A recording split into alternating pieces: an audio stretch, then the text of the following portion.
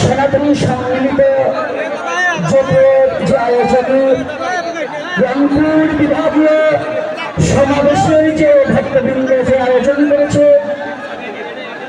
সবার প্রতি আমার অভিনন্দন ও ভালোবাসা রইল। আর আজকে এই সম্মিলিত হিন্দু মহাজোটের সাধু সন্তুদের প্রতি শ্রীচরণের রইল আমার অবনত বস্তুকে সশুদ্ধ প্রণতি জ্ঞাপন করছি।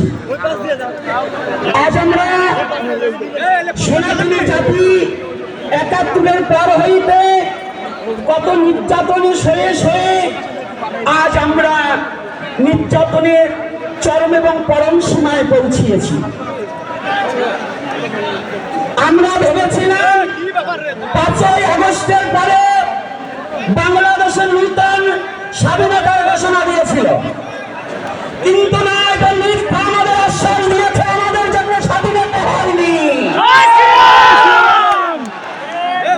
যদি সনাতনীদের স্বাধীনতা হতো আজকে এই সমাবেশ সময় নাহিদ কেন ইন্টারনেট ছোট করে দেওয়া হলো? নাহিদের সাথে যখন ছাত্ররা ছিল তখন কি সনাতনী ছাত্র ছিল না?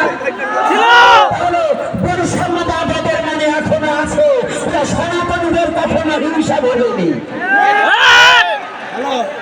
আজকে কেন রংপুর বিভাগীয় সমাবেশে জেলা স্কুলে দেওয়ার কথা, যেখানে ডিসি মহোদয় প্রথম পারমিশন দেওয়া হয়, ভুলে গিয়েছিল নাকি মুদানকে টাকা খেয়ে আমাদেরকে সমাবেশ বাতিল